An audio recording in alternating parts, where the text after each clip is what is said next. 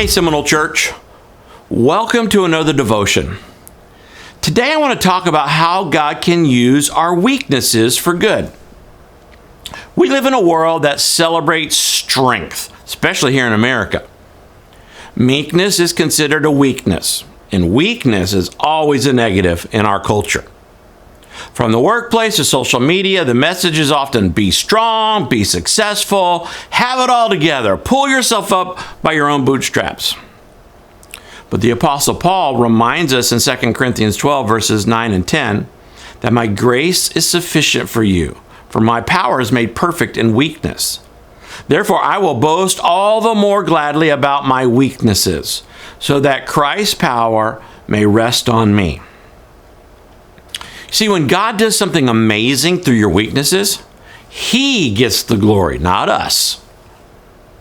Here are 4 ways that God uses your weaknesses for good. Number 1, weaknesses keep you humble. When life reminds you that you don't have it all together, guard your heart against pride. Paul experienced this himself. He had accomplished great things for God. Yet he carried what he called a thorn in the flesh, and he begged God to take it away. But instead of removing it, God reminded him, my grace is sufficient for you. Sometimes the very thing you want God to take away is the very thing He uses to keep you close to Him and dependent on His grace. Second way God uses weaknesses. Weaknesses help you value others. You don't have every gift, every answer, every ability, and that's by design.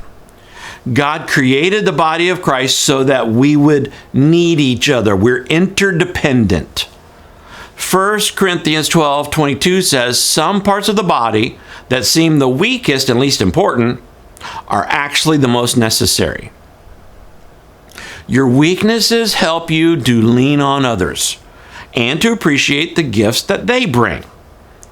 When you stop trying to be everything, you discover the beauty of being part of the family of God. Third way God uses weaknesses is He uses weaknesses to draw you closer to Him, closer to God. If you never had a weakness, you'd be tempted to live without God. Weaknesses keep us dependent on His strength. Another translation of that first verse, 2 Corinthians 12:9, that we looked at says, I'm with you. That's all you need. My power shows up best in weak people. That means your weakness is not a liability, it's an opportunity. It's the very place where God's power shows up most clearly. As Paul said, for when I am weak, then I am strong. Fourth way God uses weaknesses is weaknesses give you a ministry. God never wastes a hurt. You hear me say that all the time. God never wastes a hurt. The very area where you've struggled may one day become the area where you can help someone else. Your weakness can be a testimony. You can encourage someone else with your story and tell them of God's goodness in your life, despite your weaknesses. After you've walked with God through difficulty, you can walk alongside others who are facing the same thing. Here's the hope. You don't have to hide your weaknesses. You don't have to be ashamed of them. You can bring them to God knowing His grace is enough. Weakness isn't the end of your story. It's where Christ's power begins to shine through. So instead of saying, why me, Lord? You can say, use me, Lord.